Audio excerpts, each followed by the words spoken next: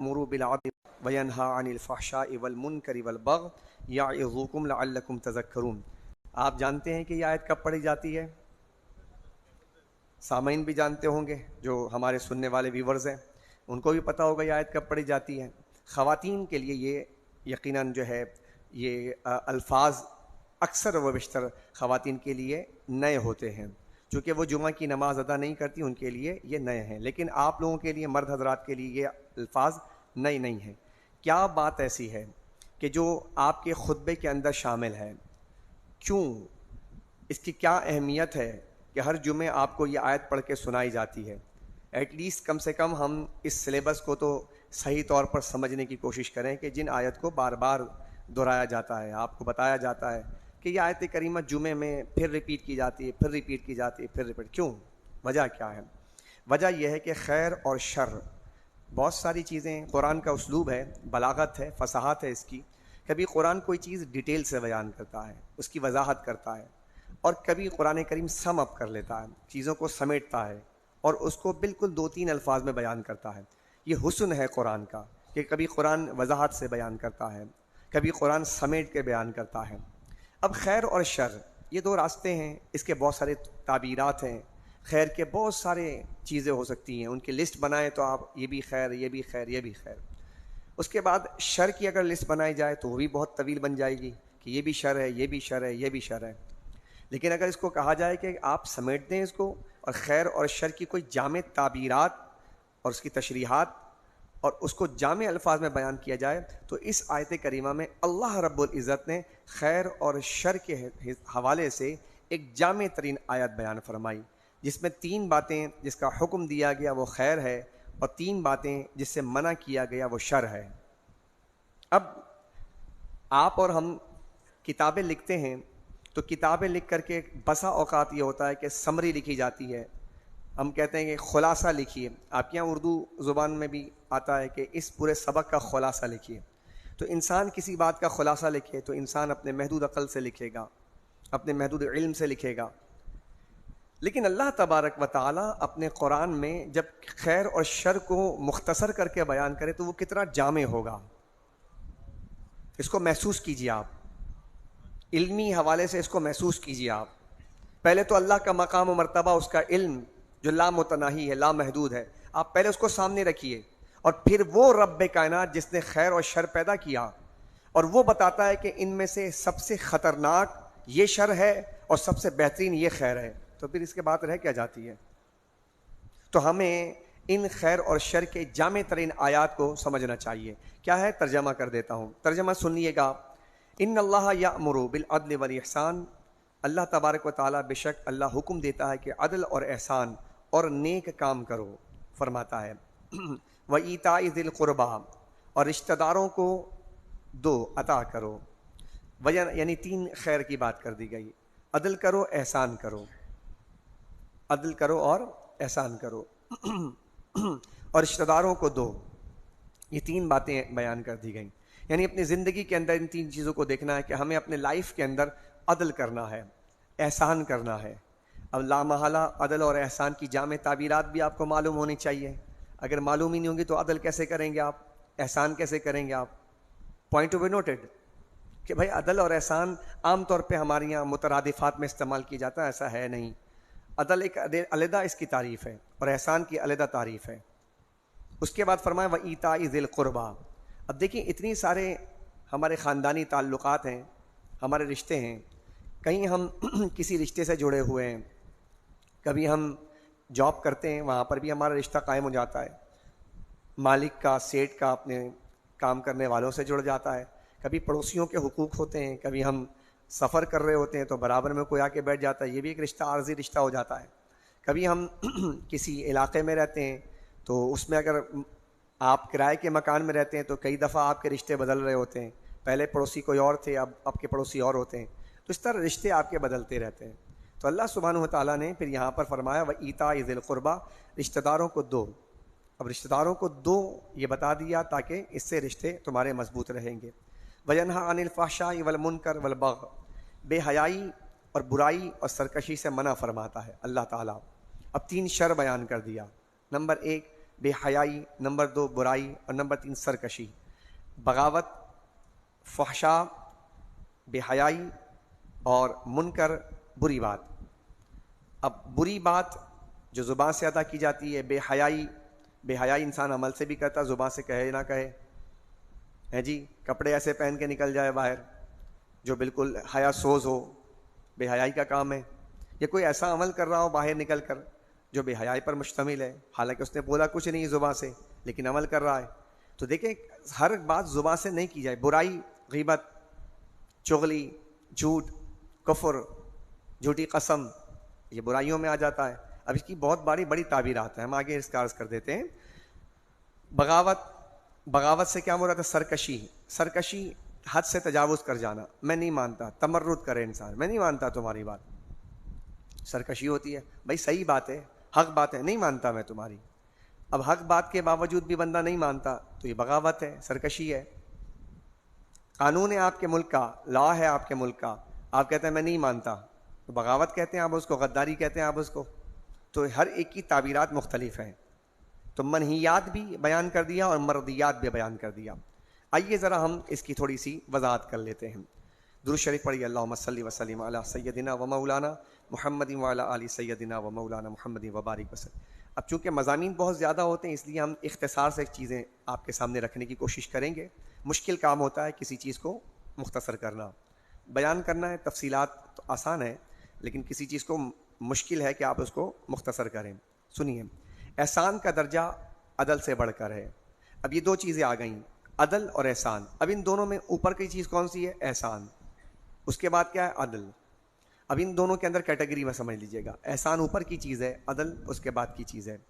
فرمایا کہ کیونکہ عدل یہ ہے کہ وہ کسی کو اتنا دے جتنا اس پر واجب ہے. اگر کسی کو دینا ہے اور اتنا ہی دیں، 5 روپے دینا ہے، ہم پہ واجب ہے 5 روپے دینا واجب ہے. اس کو یوں کر لیں کہ اگر آپ کو زکوٰۃ 2.5% واجب ہے، فرض ہے، آپ 2.5% دے رہے ہیں، عدل کر رہے ہیں. آپ عدل کر رہے ہیں کہ آپ عدل کے تقاضے پورے کر رہے ہیں. آپ پر 5 روپے دینا واجب ہے، نان نفقہ سکنا دینا واجب ہے، بیوی کو 2 کپڑے دینا واجب ہے، ٹھیک ہے نا، اور خواتین جو گھر کے اندر رہتی ہیں ان کو سکنا رہائش دینا واجب ہے. تو اب یہ عدل ہے جو آپ دے رہے ہیں، عطا کر رہے ہیں، اور اس سے اتنا لے جتنا لینے کا حق ہے. لینے میں بھی عدل ہے کہ میں اگر آپ سے 5 روپے، بسا اوقات ایسا ہوتا ہے نا، لوگ دے تو دیتے ہیں اور جب لینے کا وقت آتا ہے تو بعض دفعہ کیا کہتے ہیں، کرایہ دار، جیسے ہمارے یہاں کرایوں کے مکانات رہتے ہیں، تو جب دیا تو دیا، اب جانے کا وقت آیا وہ بیچارہ کرایہ دار ویسے مجبور ہوتا ہے، آپ نے ہمارے گھر کا یہ نقصان کر دیا، یہ کلر کا نقصان کر دیا، یہ نل کا ٹوٹ گیا. اب وہ نل کا کیا تھا؟ وہ نل کا ہے مثال کے طور پہ 5,000 روپے کا. اب کہنا نہیں بھائی یہ تو نل کا 25,000 روپے کا نل کا ہے، آپ اس کا آپ ڈنڈ بھریں. اچھا اب کیا ہے کہ چونکہ وہ مالک مکان کے پاس، اس کے پاس وہ پیسہ ڈپازٹ ہوتا ہے، لہٰذا وہ بیچارہ مجبور ہے. کچھ سمجھ آ رہی ہے بات کہ کہاں کہاں غلطیاں کیسے کر جاتے ہیں ہم. اب وہ مجبور ہے اور آپ 5,000 کی چیز اس سے 20,000 روپے میں لے رہے ہیں. اب وہ کیا کرے؟ اب 20,000 جب آپ نے کہا تو مرتا کیا نہ کرتا. کہتے ہیں حضرت ایسا نہ کریں، 10,000 چلو ٹھیک ہے، 10,000 ہے پھر بھی 5,000 کی. یہ عدل نہیں ہے، یہ عدل کے خلاف ہے. آپ لیں اتنا جتنا لینے کا حق ہے. کچھ سمجھ آتی ہے بات؟ ہاں مسکرا رہے ہیں بڑے ماشاءاللہ. کتنے گھر کی دکھتی رکھ پہ پاؤں رکھتے ہیں نا ہم، کہ ہمارے ایسے ہی تو کرتے ہیں. مالک مکان اللہ معاف کریں فرعون بنے پھر رہے ہیں آج. ایک تو بیچارہ غریب وہ کرایہ دے دے کے مر رہا ہے، ریاست یہ ذمہ داری اپنی پوری کر نہیں رہی ہے کہ مالک مکانوں کو، یعنی کہ ایک ریاست ایسے مکانات بنا کر دے کہ جو سستے ہوں، اور اس طرح ریاست کی ذمہ داری ہے تاکہ وہ کرایہ کے، وہ جو کرایہ ان کو دے، ریاست کو دے، اور ایک وقت آئے کہ ریاست کو کرایہ دیتے دیتے وہ مکان اس کا ہو جائے. لیکن یہاں پر تو ہے ہی نہیں. اب مالک مکان جو ہیں وہ کھیلتے ہیں، وہ ہمارے مجبوریوں سے کھیلتے ہیں. تو یا دینے میں بھی عدل کرو اور لینے میں بھی عدل کرو. اب احسان اس سے اوپر کی چیز ہے. کہا احسان یہ ہے کہ جتنا اس پر واجب ہے اس سے زیادہ دے. 5 روپے دینا تھا 7 روپے دے رہا، یہ احسان ہے. اب یہ احسان اوپر کی چیز آ گئی نا. عدل تو برابر تھا، لیول کے مطابق تھا. اوپر دے اور جتنا لینے کا حق ہے اس سے کم لے لے. 5,000 روپے کا نل تھا تو کہتا چلے کوئی بات نہیں یار 2,000 روپے دے دیں, چلے چھوڑے کوئی بات نہیں, ہو جاتا ہے, یہ احسان ہے. اور قرآن کیا کہہ رہا ہے؟ اچھا داڑھی ہے ماشاء اللہ ہمارے یہاں, اور ٹوپی بھی سر پہ سجا رہے ہیں, اور اسلامی گیٹ اپ بھی ہے, دیندار دکھ رہے ہیں ہم, اچھا نماز میں بھی تشریف لا رہے ہیں, ایسے لوگ ٹھیک ہے نا, مالک مکان بھی ہیں, اللہ نے ان کو توفیق دی ہے, 4 مکان ہے, 4 دکان ہے, ٹھیک ہے صاحب, 2 فلیٹ ہے, یہ بھی ہے کرائے پہ دیا ہوا ہے, نماز پڑھ رہے ہیں, اور ہر جمعے سن رہے ہیں ان اللہ یأمر بالعدل والاحسان, ہر جمعے سن رہے ہیں. ابھی تو سنا کیا سنا, اس پہ کیا عمل کیا؟ گھر جا کے کہ تم تو وہ گردن پہ پاؤں رکھ کے اس سے پیسے مانگ رہے ہو, اس کی مظلومیت کا جو ہے تماشا کر رہے ہو رہا ہے یا نہیں ہو رہا ہے؟ تو اس کا کیا مطلب ہو کہ ہم دیندار دکھنا تو چاہ رہے ہیں, بننا نہیں چاہ رہے. دیندار اسی وقت بنو گے جب یہ تعلیمات تمہارے اندر داخل ہو جائے. تو اللہ تبارک و تعالیٰ کو تمہارا یہ دینداری دیکھنا گیٹ اپ میں, یہ تو ریاکاری ہے. اگر حقیقی معنوں میں تم دیندار ہو تو تمہارا عمل بتائے کہ قرآن نے کہا ہے کہ عدل بھی کرو اور احسان بھی کرو, تو تم احسان کر رہے ہو. ارے تم تو 5,000 کیا 50,000 کا نلکا لگا سکتے ہو, اس بیچارے کے لیے تو 5,000 بھی بڑی قیمتی ہوتے ہیں. غور کر رہے ہیں آپ؟ تو ہم ہر اس جگہ پر جہاں پہ عدل کرنا چاہیے, احسان کرنا چاہیے, وہاں غلطیاں کر جاتے ہیں اور بنتے ہم دیندار ہیں. ایسے وہ حضرت صاحب کسی جو ہے یہاں پہ اس کا مار لیا مال, اور وہاں جا کر کسی غریب کو دے دیں, نہ مت دیتے اس کو, کسی غریب کو جا کے راشن نہ دیتے, لیکن اس کے ساتھ کم سے کم عدل اور احسان کرتے آپ, چونکہ اس کی پکڑ آپ کو ہوگی قیامت میں, چونکہ آپ نے غلطی کی ہے, یہاں پر حقوق العباد سلب کیا ہے, اور کسی کو نہ دیا آپ نے, راشن نہ دیا, کپڑے نہ دیے آپ نے, اور اس پر کوئی فضل نہ کیا, تو قیامت میں تھوڑی اللہ پوچھے گا, یہ آپ کی ذمہ داری تھوڑی ہے, ریاست کی ذمہ داری ہے. ہاں اگر زکوٰۃ نہ دیا تو اس کی بات علیحدہ ہے, لیکن جس کام کی ذمہ داری آپ پر عائد ہوتی ہے تو اہل ذمہ پر حق ہے کہ وہ ذمہ داری کو ادا کرے. یہ ہے ایک چھوٹی سی تعبیر میں نے عرض کی ہے, کوئی لمبی چوڑی اس پہ گفتگو کیا کریں, آسان الفاظ میں سمجھانے کی کوشش کی ہے. اللہ میرے الفاظ یہ قبول فرما لے جو میں نے سمجھانے کی کوشش کی ہے. اسی طرح عدل یہ ہے کہ کسی نے اس کو جتنی ایذا پہنچائی تھی اس کو اتنی ایذا دے. ایک تھپڑ مارا تھا تو بدلے میں ایک ہی تھپڑ مار دے بھائی. لیکن کیا ہوتا ہے, اگر آپ گاڑی چلا رہے تھے اور گاڑی میں اگر ہلکا سا لگ گیا, لیجئے صاحب ایک مسئلہ کھڑا ہو گیا, اب اس نے گاڑی ماری, اب جناب جو ہے اگر سامنے اندر بیٹھنے والا تھوڑا طاقتور ہے اور وہ رکشے والے سے لگ گیا, تو وہ اس رکشے والے کو جے مار 4.5, اس کو اتنا مار کے ذلیل کر کے اس کو خون کر کے آپ کر دیتے ہیں. تو آپ ماشاءاللہ 50 لاکھ کی گاڑی میں گھوم رہے ہیں, اس بیچارے ٹھیک ہے غلطی کرتے ہیں, یہ رکشے والوں کو بھی چاہیے کہ وہ ٹھیک کریں, میں ان کی طرفداری کے طور پہ نہیں کر رہا کہ وہ جیسے آڑے تیڑے رکشہ چلائیں, اس کی بات نہیں کریں. غلطی اگر کبھی ہو گئی اور وہ ایکسکیوز کر رہا ہے, آپ اس کے ساتھ اگر یہ کرتے ہیں, آپ ایک تھپڑ اگر اس نے مارا تھا یا ہلکا سا گاڑی ٹچ کر دی تھی, اس کے بدلے میں آپ نے کیا کیا, آپ نے اس سے زیادہ اس کو اذیت پہنچا دی, تو یہ عدل کے منافی ہے. تو ہمارا معاشرہ ڈسٹرب ہے, بیلنس آؤٹ ہے.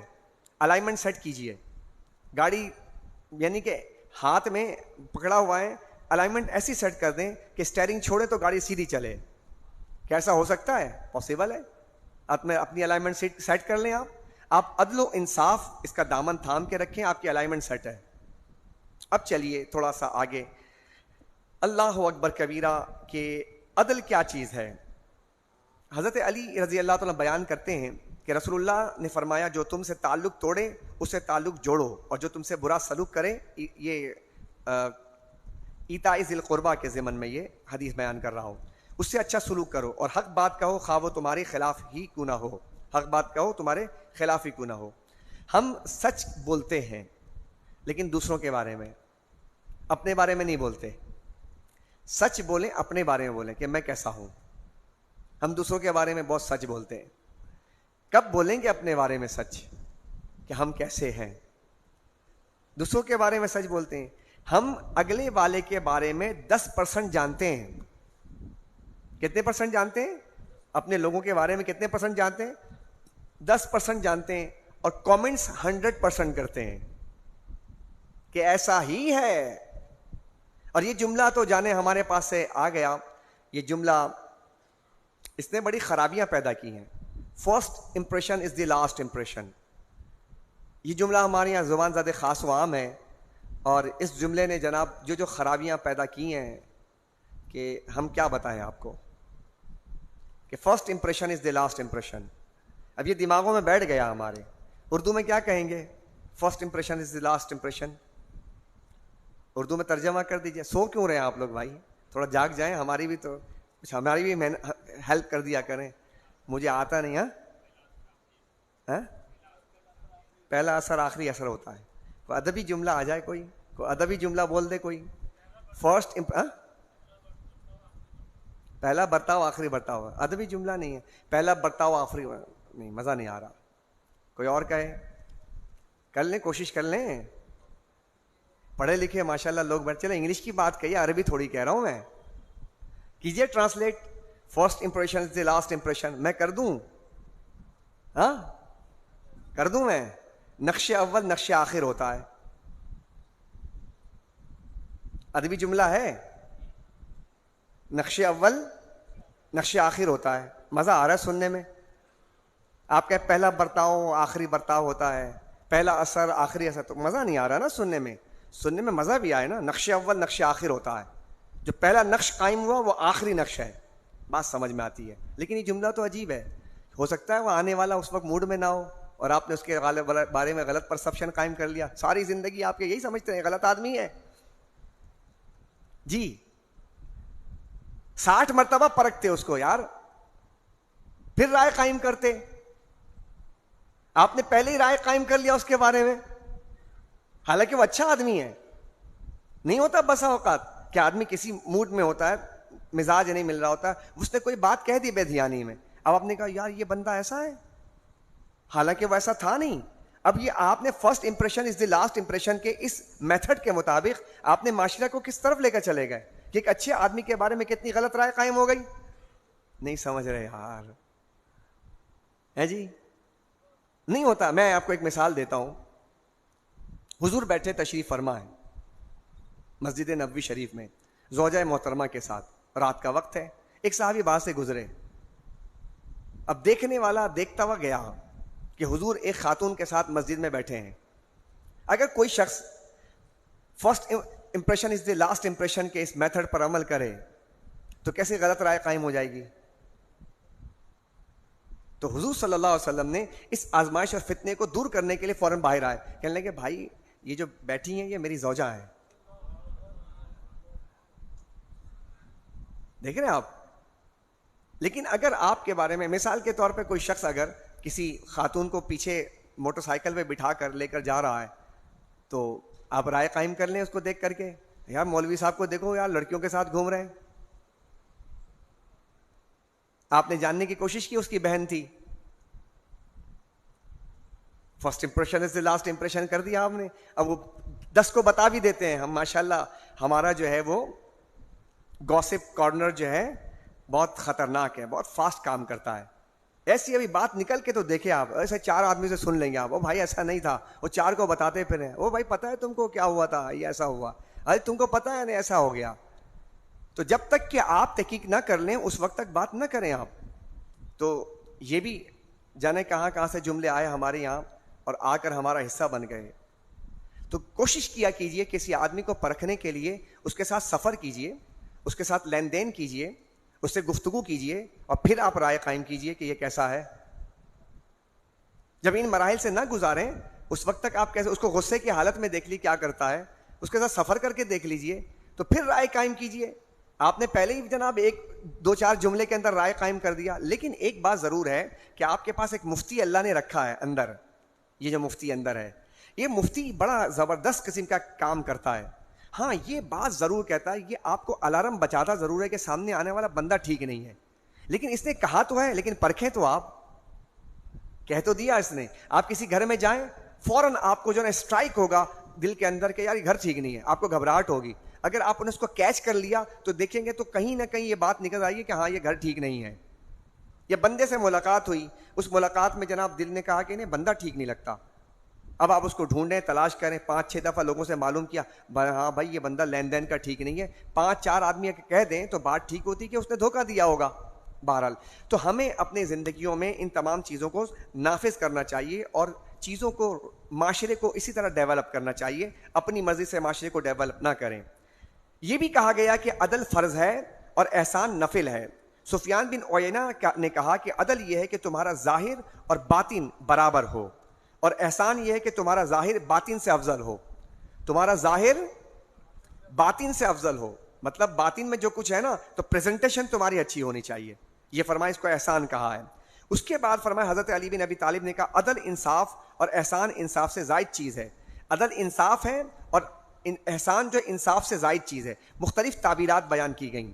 اس کے بعد میں آپ کے سامنے شاید ایک جملہ میں نے کہا تھا، آپ کو یاد ہو کہ دو چیزیں اگر ٹوٹ جائیں تو جوڑنے کے لیے، یاد آ رہا ہے کچھ؟ ایک قاعدہ ہے دنیا میں، دو چیزیں ٹوٹ جائیں تو جوڑنے کے لیے تیسری چیز ہو، اور ہم نے یہ کہا تھا کہ تیسری چیز، اگر آپ کے رشتے ٹوٹ جاتے ہیں، آپ کے رشتے ٹوٹ جاتے ہیں تو اس کو جوڑنے کے لیے بھی تو کوئی چیز ہونی چاہیے نا۔ ہمارے رشتے ٹوٹ گئے تو ٹوٹ گئے، اب وہ جڑے گا کیسے؟ اب میں نے آپ سے کہا تھا کہ یہ اسلام، یہ تیسری چیز ہے، یہ الفی ہے، آسان کر دیا، الفی، رشتوں کو جوڑنے کی الفی اسلام ہے۔ اب وہ روایت سنیے گا کہ یہ بات ہم نے جو کہی تھی اس روایت کے روح سے سمجھیے گا۔ کہتے ہیں حضرت ابو ایوب انصاری بیان کرتے کہ ایک شخص نے کہا یا رسول اللہ مجھے ایسا عمل بتائیے جو مجھے جنت میں داخل کر دے۔ نبی نے فرمایا تم اللہ کی عبادت کرو اور اس کے ساتھ کسی کو شریک نہ کرو، اور نماز قائم کرو، زکوٰۃ ادا کرو، اور رشتہ داروں کے ساتھ ملاپ رکھو۔ اب یہ ملاپ رکھنے کی بات کون کر رہا ہے؟ اسلام کر رہا ہے کہ ٹوٹ رہے نا رشتے تو کہا کہ مل جاؤ۔ اور آگے چلیے، حضرت جبیر بن مطعم بیان کرتے ہیں کہ رسول اللہ نے فرمایا رشتہ داروں سے قطع تعلق کرنے والا جنت میں داخل نہیں ہوگا۔ اب آپ کو اندر سے کتنا موٹیویٹ کیا جا رہا ہے کہ ٹوٹے مت رہو، رشتے ٹوٹے مت رہیں۔ اب یہ وعید سنائی جا رہی جنت میں داخل نہیں ہو سکتے، آپ کو برنگیختہ کیا جا رہا ہے، آپ کو موٹیویٹ کیا جا رہا ہے، اٹھو جاؤ ورنہ جا کر۔ اب اگر یہ روایت نہ ہوتی تو آپ ٹوٹے کو تو ٹوٹا ہی چھوڑ دیتے، کہا ٹوٹا ہوا نہ چھوڑو، جوڑو جا کر۔ یہ کون بتا رہا ہے؟ اسلام بتا رہا ہے نا، یہ ویسٹرن تھوڑی ہے، یا کوئی جناب آپ کو وہ یورپ کا کوئی فلاسفر شیکسپیئر تھوڑی کہہ رہا ہے، یہ رسول اللہ کہہ رہے ہیں۔ آگے چلیے، ابو ہریرہ بیان کرتے ہیں میں نے رسول اللہ کو یہ فرماتے ہوئے سنا کہ جس شخص کو اس سے خوشی ہو کہ اس کے رزق میں کشادگی کی جائے، توجہ ہے، کون سا آدمی نہیں چاہتا بارہ مال بن جائے، بابا پانجے مال بن جائے، بابا مال بن جائے، 2 روپے خرچ کرو 10 روپے مل جائے۔ تو آپ بھی تو خواہش رکھتے ہیں، کون آدمی ہے جو مال بڑھانے کا خواہش نہیں رکھتا؟ تو کوئی ہے قاعدہ ایسا؟ ہاں، رسول اللہ نے فرمایا ایک کام کیا کرو، کہا کہ اگر کوئی شخص چاہتا ہے کہ خوشی ہو اس بات کی کہ اس کی رزق میں کشادگی کر دی جائے اور اس کی عمر بڑھ جائے، اب عمر بڑھانے کے لیے کیا کرتا ہے؟ ڈاکٹر سے کہتا ہے ڈاکٹر صاحب میں کیا ورزش کروں، میں کون سے گولی کھاؤں، وہاں جا کے بات کرتا ہے۔ حضور نے دونوں باتیں بیان کی، رزق بھی بڑھ جائے گا اور عمر بھی تیری بڑھ جائے گی۔ کہا کہ اس کو چاہیے کہ رشتہ داروں سے ملاپ رکھا کرے، جوڑنے کی بات آ رہی ہے، ملاپ رکھا کرے، ٹوٹ گئے ملاپ۔ لیکن اس میں بھی ایک بات یاد رکھیے گا، جو رشتہ دار عزت نہیں کرتے آپ کی، ان کی بات نہیں کی جا رہی، جو آپ کے خلاف سازشیں کرتے ہیں ان کی بات نہیں کی جا رہی ہے۔ اس میں بھی میں نے ایک جملہ دیا تھا، شاید اس کو آپ نے کسی اور معنی میں لیا ہوگا، لیکن وہاں پر استثناء موجود ہوتا ہے۔ ایک جملہ کہا تھا، یاد آیا ہوگا آپ کو، یہ کہا گیا تھا دوران درس کہ مجھے غلط بات برداشت نہیں ہے، یہ جملہ کہا گیا تھا۔ تو پھر آپ نے برداشت کیا کیا؟ یہ اپنے ذات کے لیے ہے، جب میری ذات پہ بات آ جائے نا تو مجھے برداشت کرنا چاہیے، لیکن جب بات دین کی آ جائے تو پھر برداشت نہیں ہے۔ اب یہ مطلب نہ سمجھ لیں کہ اب دین کے بھی کوئی بول رہا ہے، بک بک کر رہا ہے اور میں برداشت کروں، رسول اللہ کے بارے میں کہہ رہا ہے میں برداشت کروں، اسلام کے خلاف حرزہ سرائی کر رہا ہے میں برداشت کروں، نہیں، یہاں نہیں ہے، میتھڈ کو سمجھنا ہوگا۔ استثناء موجود ہے، ہاں میری ذات کے، یہ بات ہمیں حضور کی زندگی سے ملتی ہے۔ صحابہ کہتے ہیں، صحابیات کہتی ہیں، غالباً سیدہ عائشہ صدیقہ مفہوم عرض کر رہا ہوں کہ حضور علیہ الصلوۃ والسلام کے ذات پر اگر کوئی بات ہوتی تھی تو حضور معاف کر دیتے تھے، لیکن شریعت کے خلاف بات ہوتی تو حضور ناراض ہو جاتے تھے، حضور جلال میں آ جاتے تھے۔ تو دیکھیے یہاں پر حضور علیہ الصلوۃ والسلام برداشت نہیں کر رہے ہیں کس بات کو؟ کہ اللہ کے خلاف بات نہیں چاہیے، ہمیں دین کے خلاف بات نہیں چاہیے۔ تو اس لیے ہمیں ان تمام چیزوں کو اس کا احاطہ کرنا ہے کہ کہاں کہاں کن چیزوں پر عمل کرنا ہے۔ اچھا، یہ میں نے چند باتیں آپ کے سامنے رکھ دیں، اللہ تعالیٰ مجھے اور آپ کو سب کو اس پر عمل کرنے کی توفیق عطا فرمائے۔ 3 باتیں جس سے منع کیا گیا، عدل، احسان اور قرابت داروں کو دینا، اور 3 چیزوں سے منع فرمایا، بے حیائی، برائی اور سرکشی سے۔ لہذا فرمایا حبیب دو جہاں صلی اللہ علیہ وسلم نے کہ ہر قسم کی تمام قسم کی بے حیائی کے کاموں کو حرام فرما دیا، خواہ وہ اعلانیہ کیے جائیں یا چھپ کر کیے جائیں. لہٰذا اللہ تعالیٰ نے منکر اور بغاوت سے منع فرمایا. ان الفاظ کے بہت وسیع تر مفہوم ہیں. یہ الفاظ تمام خراب اور برے کاموں کو شامل ہیں. مطلب یہ ہے بخل، بہتان، غضب، فساد کرنا، چغلی کرنا، غیبت کرنا، حسد کرنا، اسراف کرنا، ملاوٹ کرنا، ذخیرہ اندوزی کرنا، بغض رکھنا، ناحق قتل کرنا، نشہ آور اشیاء کو کھانا پینا، اترانا، تکبر کرنا، جوا کھیلنا، میدان جنگ میں دشمن کے مقابلے میں پیٹھ دکھانا، جھوٹ بولنا، مذاق اڑانا. مذاق کرنا نہیں، مذاق کرنا اور چیز ہے، مزاح کرنا، لیکن کسی کا مذاق اڑانا حرام ہے. مزاح کرنا اور چیز ہے، مذاق اڑانا اور چیز ہے. ٹھیک ہے، اس کی بھی وضاحتیں ہیں. ریاکاری کرنا، خیانت کرنا، ناحق مقدمہ کرنا، کسی کے خلاف سازش کرنا، کسی کو رسوا کرنا، کسی کا نام بگاڑنا، یہ بھی عام ہے. کسی کے متعلق بدگمانی کرنا. یہاں ہمارے یہاں بدگمانی بہت زیادہ پائی جاتی ہے، چھوٹی چھوٹی بات پہ. آپ کو 60 گمان کی بات ہو نا کہ اس میں اچھے گمان رکھنے کی، تو اچھا گمان رکھا کریں. اس لیے مسجدوں میں آیا کریں، رشتہ داروں کے ساتھ تعلق ہو، مدارس میں، کہیں پر اپنے کولیگس کے ساتھ، اپنے کام میں، تعلق داروں میں ہمیشہ بدگمان نہ رہا کریں. میاں بیوی کے درمیان بدگمانی بہت خطرناک ہو جاتی ہے، رشتہ داریاں خراب ہو جاتی ہیں. میاں جناب اپنی بیوی کے رشتہ داروں سے بدگمان ہیں، بیوی میاں کے رشتہ داروں سے بدگمان ہیں. آپ کی امی نے یہ کہا تھا حالانکہ ان کی امی نے صحیح کہا تھا. آپ کے ابا نے یہ کہا تھا حالانکہ ان کے ابا نے صحیح کہا تھا. لہٰذا آپ بدگمان ہیں بلا وجہ. چونکہ آپ کے ابا نے کہا تھا اس لیے غلط ہوگا، چونکہ آپ کی اماں جو ہے وہ ہمیں برداشت نہیں کرتی اس لیے غلط ہوگا. تو جب آپ یہ باتیں بدگمانی کریں گے، ہر وقت اماں غلط نہیں ہے، ہر وقت ابا غلط نہیں، کاہے کو پیچھے پڑے ہوئے ہو یار؟ خاندان کا خاندان برباد ہو رہے ہیں ہمارے یہاں. یہ آپ اٹھا کے دیکھیں، بس خالی یہی چبل بازیاں ہیں ہمارے گھروں میں. اور آج میں نے آپ کے بارگاہ میں حضرت سیدہ خدیجہ رضی اللہ تعالیٰ عنہ کے سیرت و کردار پر روشنی ڈالتے ہوئے عرض کیا تھا، کیا کردار تھا آپ کا؟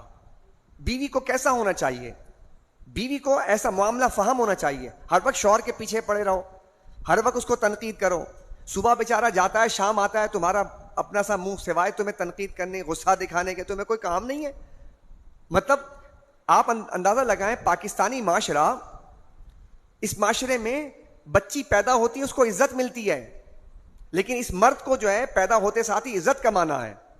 اس کو بڑی محنت کرنی پڑے گی اپنی عزت بنانے کے لیے. اس کو مار کھانا پڑتا ہے. اس کو پھر کھڑا ہو اسکول میں جائے گا تو لڑکیاں جو ہیں ان کو پرائرٹی ہے، لڑکے جناب تو ہے ہی ایسا، وہاں بھی اس کو عزت بنانی ہے.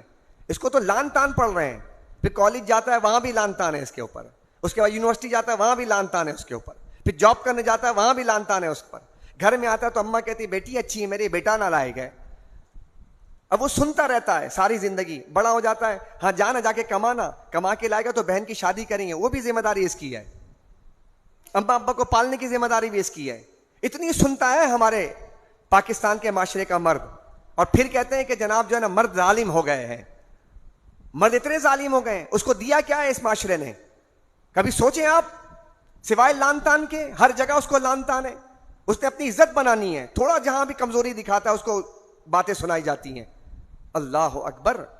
تو ہم اپنے اس معاشرے کو ذرا سا غور تو کریں. ہر طرف اس کو جناب، ہر طرف سے اس کو دبایا جا رہا ہے، پیسا جا رہا ہے. آپ اندازہ لگائیں اپنے گھروں کے اندر، عورتیں زیادہ ہیں، مرد کم ہیں. ابا نکل گئے، دادا چلے گئے، نانا بیچارے رفیق اعلیٰ سے مل گئے، نانی بیچاری موجود ہے.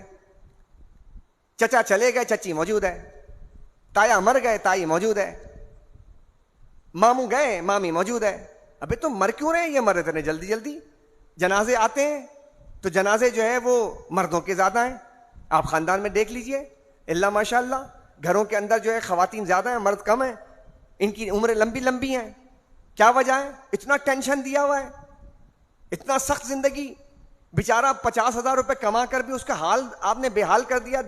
اس میں دل میں سوراخ ہو گئے، 2 وال بن ہو گئے اس کے.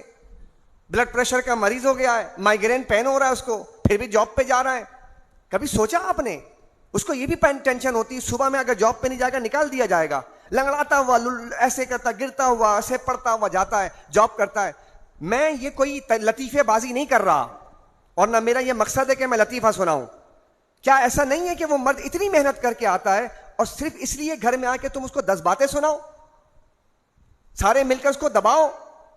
وہ بھی چاہتا ہے کہ اس کے گھر کے اندر وہ تھکا ہارا آیا, اس کے گھر میں ایک ایسی بیوی ہو جو مسکراتے ہوئے استقبال کرتی ہوئی ہو, اس کے لیے بن سنور کر بیٹھی ہو. اس کو ہر وقت ٹارچر کرنے والی بیویاں, تو ظاہر سی بات ہے اب یہ عورتیں اتنی بے وقوف ہیں کہ جب تک مرد موجود ہے اس کو ٹینشن دے کے مار دیتی ہیں, اور اس کے بعد پھر جناب ساری زندگی مرتی رہتی ہیں. بہت معذرت کے ساتھ, کوئی نہیں پوچھے گا تمہیں, یہ تمہارا شوہر ہے صرف, تمہارا شوہر ہے صرف جو تمہاری سر کے اوپر سایہ ہے. ہٹ جائے نا جس شوہر, پوچھو جا کر کے جن کے شوہر ہٹ گئے, کوئی رشتہ دار آ کر کے ان کو نکنے والا نہیں کھلاتا, نہیں پوچھتا کون ہے بیوہ. ہم نے بہت ساری مثالیں ایسے دیکھی ہیں جن کا شوہر مر گیا, بیوگان ماشاءاللہ اتنے اچھی ہائی فائی فیملی تھی, لیکن برباد ہو گئے, تباہ ہو گئے, بچے ادھر چلے گئے, عورت کہیں چلی گئی, شادی ہو گئی, ایک عجیب و غریب قسم کی کیفیت. تو یہ معاشرہ جو ہے کس طرف جا رہا ہے سوچنا چاہیے. ایک حسین معاشرہ ہونا چاہیے, عورت اپنی ذمہ داری پوری کرے اور مرد اپنی ذمہ داری پوری کرے. لیکن میں یہاں کروں, مرد کو حاکم بنایا ہے, تو حاکم کا کام یہ نہیں ہے. حاکم سنو, تم حاکم ہو, اب چائے بنا کے, کیا چائے بنا کر لے کر آئی, نہیں. حاکم کے اندر ٹالرنس ہونا چاہیے, برداشت ہونی چاہیے, درگزر ہونا چاہیے. حاکم اسی کو تو کہتے ہیں. اب صرف عورتوں کی بات نہیں کریں, تم بھی مرد بنو, تم بھی ایسا بنو کہ تم بھی بات بات پہ ناراض نہ ہو, تم بھی بات بات پہ پھینک نہ دو, تم بھی بات بات پر ناراض نہ ہو جائے, گھر میں چیخ پکار نہ کرو. تم بھی تو دکھاؤ نا کہ میں حاکم ہوں, درگزر کرتا ہوں, میں عیبوں کو چھپا لیتا ہوں, بہت سارے کام ایسے ہیں چلو کوئی بات نہیں نظریں بچا لیتا ہوں. تو حاکم تو یہ ہوتا ہے تاکہ گاڑی چلے. تو یہ سب چیزیں اسلام نے بتائیں, ہر لفظ بیان کیا ہے کہ مرد کو حاکم بنایا ہے, عورتوں کو ماتحت بنایا. ان تمام چیزوں کو بیان کر دیا قرآن کریم نے, قرآن نے بیان کیا. تو ہمیں اپنے معاشرے کو دیکھنا چاہیے کہ معاشرہ ہمارا کس طرف جا رہا ہے. اس وقت معاشرے میں جو ہمارے مرد حضرات ہیں ان کی ذمہ داریاں بہت زیادہ ہیں. یاد رکھو یہ ہمارے سامنے بیچارے بیٹھے, مظلوم بیچارے, مسکین, مسکرا رہے ہیں. ان کی بات کی تو پھر یار چلو کوئی تو بول رہا ہے ہمارے بارے میں یار.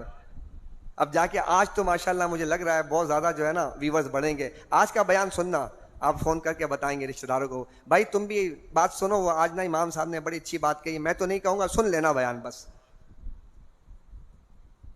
اچھی بات ہے کسی کے ذریعے بات پہنچ جائے. میرا مقصد دل آزاری نہیں ہے, خدا نخواستہ میں خواتین کے خلاف بات نہیں کر رہا, میں تو آپ کی عزت کی بڑی بات کرتا ہوں. میں نے اس سے بڑی اور بات کیا کروں کہ آپ کو پیدا ہوتے ہی عزت مل جاتی ہے. میں اس سے بڑی اور کیا بات کہوں آپ کے لیے. آپ کو عزت کمانی نہیں پڑتی ہے. بیٹی ہے تو عزت ہے, بہو ہے تو عزت ہے, بیوی ہے تو عزت ہے, ماں ہے تو عزت ہے. آپ کو تو ہر جگہ عزت ہی عزت ہے بھائی.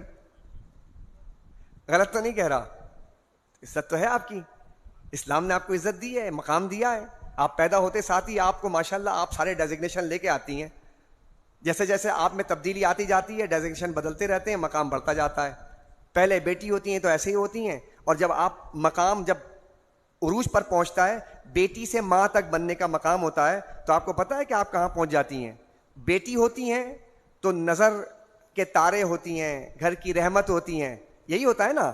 لیکن جب آپ مقام پہنچتی ہیں, اب آپ پھر بہن بنی, پھر بہن کے بعد بیوی بنی, اب بیوی کے بعد جب ماں بنی, ان مراحل سے گزرتے ہوئے آپ پہنچی تو آپ کو پتہ ہے کیا مقام ملا. یہاں پر آپ اللہ کی رحمت تھیں, وہاں پر آپ کے قدموں تلے جنت ہے. کیا ایفرٹ کیا آپ نے اس مقام کو حاصل کرنے کے لیے, کیا ایفرٹ کیا؟ بس وہ جو مرحلہ ہے جو ہر ایک کے تقاضے ہیں, بشری تقاضے ہیں, اس کو پورا کرتے چلے گئے اور اللہ نے آپ کو مقام دے دیا. قابل تھے ہم اس کے کہ ہمارے پاؤں تلے جنت ہوتی؟ دیا نا اسلام نے, تو رسپیکٹ تو ہے آپ کی. لہٰذا ہمیں اپنے معاشرے میں اب یہ اتنے پیٹرن ہیں جس پہ بات کرنے کی ضرورت ہے. اللہ اکبر. لکھا رہتا ہے پیچھے رکشوں کے پیچھے, میری ماں, یہ میری ماں کی دعا کا نتیجہ ہے, ماں کی دعا جنت کی ہوا. کیوں؟ باپ تو ہمیشہ تیرے لیے جو ہے بد دعائیں کرتا رہتا ہے. یہ باپ بیٹھے ہوئے نا, باپ ہمیشہ بد دعا ہی کرتا رہتا ہے. کیوں باپ نہیں دعا کرتا؟ آپ سوچئے معاشرے کو کیسے لے کر چل رہے ہیں ہم. ماں ماں ماں ماں کیا ہے, ماں کیا مقام ہے؟ تو باپ کا کوئی مقام نہیں ہے. خدا نخواستہ کو یہ نہ سمجھے کہ یہ مولانا صاحب نے آج جو ہے نا تقریر میں ماں کو ڈیگریڈ کیا. ہم یہ نہیں کہہ رہے, ہم کہہ رہے ماں کا مقام بہت زیادہ ہے. تو باپ کہاں ہے؟ اس کو بھی تو کہیں جگہ دیجئے, تھوڑی تو جگہ ہوگی کہیں, یا ہے ہی نہیں اس کی جگہ؟ باپ کے سامنے آپ اس کو ڈیگریڈ کرتے ہیں. آپ آئے کیا ماشاءاللہ فرسٹ پوزیشن آئے, ٹھیک ہے, فرسٹ پوزیشن آئی. ابا بھی انتظار میں بیٹھے کہ میرے بیٹے کا آج رزلٹ ہے. اب آئے, رزلٹ لے کر آ گئے, اماں سے لپٹ گئے, اماں آپ کی دعا کا نتیجہ. باپ دیکھ رہا ہے یار یہ پیسے میں نے دیے, کمایا میں, رات کو جلا میں, ہیں جناب, اس کے سارے معاملات میں نے کیے, ماں کی دعا کا نتیجہ ہے. اس کی لائف بے عزتی کر دی, پھر برداشت کر رہا ہے بیچارہ. غلط کہہ رہا ہوں صحیح کہہ رہا ہوں؟ کیوں وہ بیٹا آ کے نہیں کہتا امی ابو آپ لوگوں کی دعاؤں سے میں آج فرسٹ آ گیا ہوں؟ کیوں دونوں کو بیلنس نہیں کیا جا سکتا؟ بچوں سے کہہ رہا ہوں, ان کو بھی خوش کیجئے, ابا کو بھی خوش کیجئے. دیکھیں ابا دعا بہت کم کرتے ہیں, اماں تو کرتی رہتی ہے, ابا دعا کم کرتے ہیں. ابا سے دعا کروایا کیجئے, چونکہ ابا کی دعا نکل گئی نا تو ٹھک پہنچتی ہے. تو ابا سے بھی دعا کروائیں. والدین کا کیا مطلب ہے؟ وَبِالْوَالِدَيْنِ احسانا, کیا مطلب ہے کہیے آپ مجھے؟ وَبِالْوَالِدَيْنِ احسانا کا کیا مطلب ہے قرآن میں؟ اپنے والدین کے ساتھ احسان کرو. کیا مطلب ہے؟ صرف ماں؟ والدین دونوں, ماں اور باپ دونوں. تو تھوڑا سا آج کی تقریر سے تھوڑا میرے خیال میں بہت سی چیزیں جو ہے پرسپشن کلیئر ہوئے ہوں گے کہ بھائی معاشرے کے اندر ہمیں ذرا بیلنس کرنا چاہیے. حکم, ہاں یہاں پہ ایک بات ہے, گفٹ دینے کے لیے جب آئیں گھر میں لے کر آئیں, ابا کے لیے بھی لائے, اماں کے لیے بھی لے کر آئے, تو پہلے کس کو دیں؟ اماں کو دیجئے پہلے, اور پھر بعد میں ابا کو دیجئے. حکم ماننے کی بات آئے, ابا اماں دونوں نے آواز دی بیٹا پانی پلا دو, اب پانی پہلے اماں کو پلائیں یا ابا کو پلائیں؟ پہلے باپ کو پلائیں گے کیونکہ حکم اس کا پہلے مانا جائے گا. ہو گیا بیلنس؟ واضح ہو گئی بات؟ حکم ماننے میں باپ کے حکم کو پہلے مانا جائے گا, اور تحفے تحائف دینے ماما کی طرف جو ہے پہلے التفات کیا جائے گا. ٹھیک ہے, ان چیزوں کو بیلنس کیجئے, اور کریں گے تو انشاءاللہ آپ گھر میں دیکھیے گا کہ بہت بہار آ جائے گی. ہم دیکھتے ہیں باپوں کا حال بیچاروں کا بہت برا, کھانس کھانس کے کونے میں پڑے ہوئے ہیں, چارپائیوں پہ پڑے ہوئے ہیں, پوچھنے والا کوئی نہیں. نہ بیوی پوچھ رہی ہے, نہ بیوی تو جناب اپنی بہوؤں کے ساتھ لگ گئی ہے, وہاں کچن میں بھی گھس جاتی ہے, ادھر بھی چلی جاتی ہے, ساس صاحبہ, اور جناب جو ہے نا اپنا زندگی گزار لیتی ہے. اس کو تو پیچھنے والا کوئی نہیں ہے. شوہر بیٹا آتا ہے تو ڈائریکٹ اپنے گھر چلا, کمرے میں چلا جاتا ہے. بیوی جناب جو ہے اپنے پوتے پوتیوں کے ساتھ لگی پڑی ہیں, اور جناب وہ شوہر جو ہے وہ کونے میں بیٹھا ہے. اس کو بھی تو چاہیے کہ غم گسار ہو, اس کی بات پوچھنے والا ہو, اس کی خیر خواہی کرنے والا ہو. ساری زندگی جس نے اتنی محنت سے پالا ہے, اس کو آپ نے سائڈ لائن لگا دیا. نہیں کیجیے ایسا, نہ کیجیے. ان کا ذرا ان کے پاس جا کے بیٹھا کیجیے, تھوڑا ان کو ٹائم دیا کیجیے. ساس ہے اگر گھر میں, بیوی ہے تو آپ کے, میں تو دیکھتا ہوں کہ میاں بیوی کا تعلق بڑھاپے میں مضبوط ہونا چاہیے, نہ کہ کمزور ہو جانا چاہیے. بہرحال کافی میں نے طویل بات کر لی آج معاشرتی نظام کے حوالے سے. ایک دو اگر آپ اجازت دیں تو چیزیں اور عرض کر دوں. میرے اندر تو ہمت ہے, آپ ہمت والے بن جائیں. ہیں آپ لوگ ہمت والے ہیں؟ چلیے سنا دوں. پہلا رکوع ہے سورہ اسراء کا. بنی اسرائیل کی تاریخ بیان کی گئی, اور بڑا زبردست موضوع ہے, اور یہ ہمارے اپنے سوسائٹی بلکہ ہمارے اسلامی پوری تاریخ کا ایک لب لباب میں آپ کے سامنے عرض کرتا ہوں. حضرت ذی وقار, اس رکوع میں بنی اسرائیل پر 2 عذابوں کا ذکر کیا گیا, اور کہا گیا کہ حضرت سلیمان کے بعد جب انہوں نے سرکشی کی, یہ قوم بنی اسرائیل بدبخت قوم, سرکشی کی, بغاوت کرتے تھے, انبیاء کو قتل کرتے تھے, تو اللہ تعالیٰ نے ان پر عذاب نازل کیا. بخت نصر کے ذریعے انہیں شدید تباہی کا سامنا کرنا پڑا. بخت نظر نے ان کی اینٹ سے اینٹ بجا دی, یہودیوں کی پہلے تاریخ میں اینٹ سے اینٹ بجا دی, برباد کر دیا. یعنی ایسا تھا کہ بس یہودیوں کی آبادی ختم ہو گئی تھی.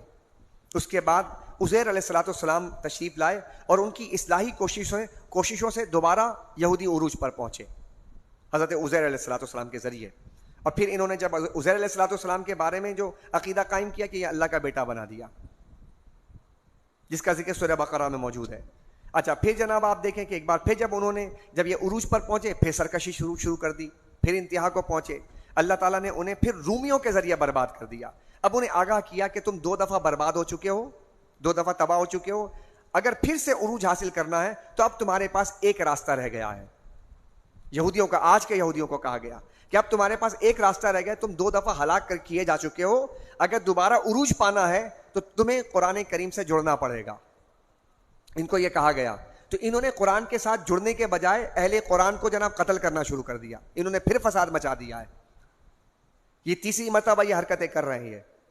سمجھ یہ قرآن کریم کے اس پورے کے پورے رکوع کے روشنی میں عرض کر رہا ہوں. حضرات ذی وقار، ہم پر بھی زوال آ چکے ہیں. اب تک 2 مرتبہ زوال آ چکا ہے. پہلا زوال جو بہت خطرناک آیا تھا وہ آیا تھا تاتاریوں کے ہاتھ آیا تھا، اور دوسرا ہمارا یورپی اقوام کے حوالے سے آیا تھا. ہم پر بھی بربادی آئی.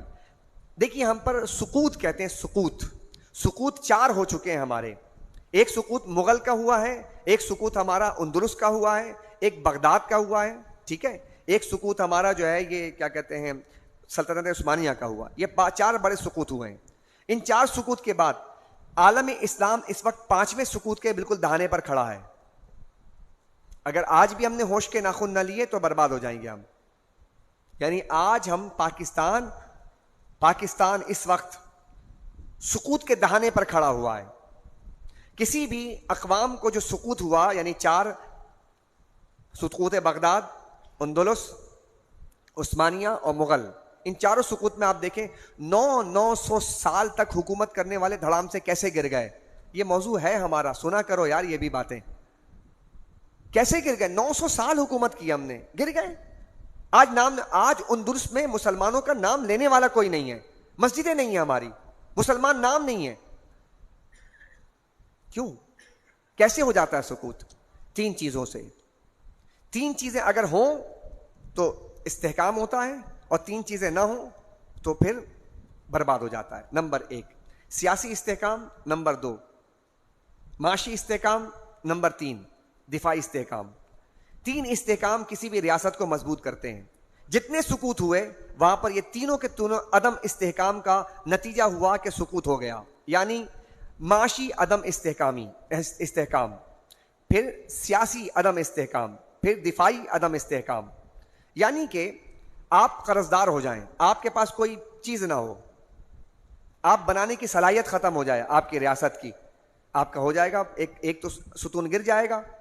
دوسرا سیاسی استحکام، جتنے آپ کے وزیر ہیں، سفیر ہیں، آپ کے حاکم ہیں، ان کے بارے میں لوگ دعائیں نہ کریں، بد دعائیں کریں تو سمجھ لیجیے کہ ہو گیا.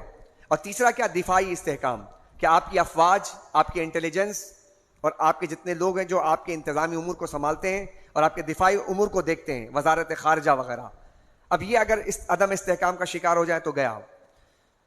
پاکستان میں کیا ہوا ہے؟ عدم سیاسی استحکام، بالکل وائٹ واش ہو گئے. کوئی بھی پاکستان کا ایک آدمی ایسا نظر نہیں آئے گا آپ کو الا ماشاء اللہ دل سے کسی بھی حکمران کے لیے دعا کرتا ہو کہ یار یہ آ جائے یا اس کو ہونا چاہیے. نہیں آتا، کوئی نظر نہیں آتا. اور جس کے لیے آپ دعا کر رہے ہیں وہ اگر آ گیا تو پھر اس کے بعد کے معاملات آپ دیکھ سکیں گے. حقیقی طور پہ عرض کر رہا ہوں، حالات اچھے نہیں ہیں. لہذا کوئی بھی ایک اب تک کے جتنے بھی ریاست کے لوگ ہیں وہ اس بات میں کامیاب نہ ہو سکے. ایک بات. دوسری بات، آپ کا معاشی عدم استحکام، آپ قرض دار، آپ کا بچہ پیدا ہوتا ہے مقروض پیدا ہوتا ہے، آپ کا بالکل ختم، برباد ہو گیا. تیسرا اب ایک رہ گیا کہ آپ کی افواج ہے، آپ کا انٹیلیجنس ہے. اب اس کو اگر آپ نے ہلایا نا تو آپ تیسرے سقوط کے بالکل دہانے پر موجود ہیں. لہٰذا میں اپنے نوجوانوں سے عرض کرتا ہوں کہ اس وقت آپ کو بہت سی باتیں مل رہی ہوں گی کہ افواج کے خلاف یا پھر جناب ریاست کے خلاف اس طرح کی مواد پھیلانا، وہ جو ہے سائبر کرائم جو ہے اس کو نوٹ کر رہی ہے. اس کی وجہ یہ ہے کہ اس چیز کو ہمیں روکنا ہے، چونکہ اگر افواج کے خلاف اور آپ کے یعنی دفاعی نظام کے خلاف آپ کھڑے ہو گئے تو پھر ان کو کیا ضرورت پڑی. اگر آپ ان کو برا بھلا کہیں گے تو وہ جو آپ کے سرحدوں کے اوپر رات کو پہرا دے رہا ہے، آپ اس کو گالی دیں گے تو آپ مجھے بتائیں وہ آپ کے کبھی بھی آپ کے لیے پہرا داری دے گا؟ بولے گا ہم ان کے لیے ہم مریں کہ جو ہمیں گالیاں دیتے ہیں. کچھ سمجھ آ رہی ہے میری بات؟ یہ بہت میں نے دبے الفاظ میں باتیں بتا دی ہیں آپ کو. اس کو سمجھنے کی ضرورت ہے کہ ابھی اس وقت اگر تھوڑی غلطی کی تو غلطی کی گنجائش نہیں ہے ہمارے پاس. ہمارا سکوت ہو جائے گا. ہم آدھا تو ہمارا ٹوٹ گیا نا. مشرقی پاکستان ہو گیا، وہ گیا اور وہ جناب آپ کہیں سے کہیں چلا گیا. اتنا بڑا پاکستان تھا، یعنی اب یہ پاکستان ہوتا اس وقت تو 50 کروڑ کی آبادی تھی ہماری، ہے جی 50 کروڑ کی آبادی تھی ہماری، اور آج ہم 25 کروڑ رہ گئے. تو اب خدا نخواستہ کوئی غلطی ہو تو غلطی کی گنجائش نہیں ہے. اب سنیے ایک بات اور جو اللہ سبحانہ و تعالیٰ نے بیان فرمایا. اللہ اکبر. درود شریف پڑھیے. اللہم صلی علی محمد وعلی آل محمد وبارک وسلم صلاۃ و سلام علیک یا سیدی یا رسول اللہ وعلی آلک واصحابک یا حبیب اللہ. اپنے رب کے راستے کی طرف دعوت دو تو بڑے حکمت کے ساتھ بلاؤ. آخری بات عرض کر رہا ہوں, حکمت کیا چیز ہے؟ یہ بات ہے نا, اپنے رب کے طرف بلاؤ, دعوت دو تو کس کے ساتھ بلاؤ؟ حکمت کے ساتھ بلاؤ. حکمت کیا ہے؟ وزڈم. زیادہ جاننے کا اس سے تعلق نہیں ہے وزڈم کا, حکمت کا. حکمت کیا چیز ہے یہ سمجھ لیجیے گا, دو الفاظ میں سمجھیے گا. زیادہ جاننا حکمت نہیں ہے, زیادہ جاننا حکمت نہیں ہے. بہت زیادہ جان لینا یہ حکمت نہیں ہے, اور نہ بہت زیادہ جان لینے کا نتیجہ حکمت ہوتا ہے. تو حکمت کیا چیز ہے؟ جتنا آپ نے جانا ہے تھوڑا سا, جتنا تھوڑا سا آپ نے جانا ہے, اس جاننے میں آپ اس کی گہرائی میں اترنے کی توفیق مل جائے آپ کو. جتنا جانا ہے اس میں غور و فکر کرنے کی آپ کو توفیق مل جائے, اس کو کہتے ہیں وزڈم. اور اس کا جو اپوزٹ ہے وہ مائنڈ لیسنس ہے, غائب دماغی. جب تک غور نہیں کریں گے حکمت نہیں آئے گی. ہمارے معاشرے سے رخصت ہو گیا, حکمت نہیں ہے ہمارے یہاں. چونکہ ہم جتنا ہم حاصل کرتے ہیں نا, وہ تو ہم بس خالی بس پہنچانا ہے, ادھر دینا ادھر. ہم کبھی بیٹھ کے غور نہیں کرتے. اور قرآن کریم نے کہا غور کرنا عبادت ہے, اور یہ عبادت اس لیے کہا کہ اس سے حکمت کے چشمے پھوٹتے ہیں.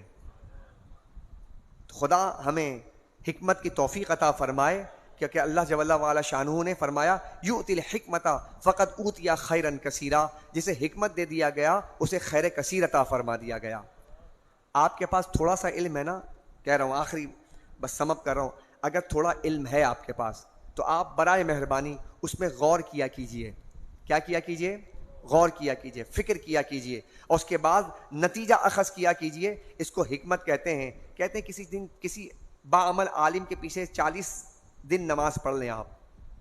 حضرت عمر کا شاید قول ہے, کہتے ہیں کسی باعمل عالم کے پیچھے باعمل امام کے پیچھے آپ 40 دن نماز پڑھ لیں. تو یہ ایک تعلق بیان کیا کہ اگر آپ نے 40 دن اس کے پیچھے باجماعت نماز پڑھ لی تو اللہ تعالیٰ اس کی برکت سے آپ کے سینے سے چشمے حکمت کے جاری فرما دے گا. تو کوشش کیجئے رمضان شریف میں نماز باجماعت کا یعنی اہتمام کریں. کہیں بھی موقع ملا کرے. ماشاءاللہ ہمارے یہاں باعمل عالم ہوتے ہیں, ائمہ حضرات ہوتے ہیں, ان کے پیچھے نماز. بدگمان نہ ہوا کریں, چھوٹی چھوٹی باتوں پر بدگمانی نہ کیا کریں. کبھی کوئی بدگمانی آئے تو کبھی اپنے عیبوں پر بھی نظر ڈال دیا کریں, یار میرے اندر اتنے عیب ہیں اور میں چھوٹی چھوٹی باتوں میں جناب پیچھے پڑ جاتا ہوں. لہذا اللہ تعالی ہم سب کو عمل کی توفیق عطا فرمائے. ربنا تقبل منا انک انت السمیع العلیم وتب علینا انک انت التواب الرحیم وافوض امری الی اللہ ان اللہ بصیر بالعباد. سبحان ربک رب العزۃ عما یصفون وسلام علی المرسلین والحمد للہ رب العالمین.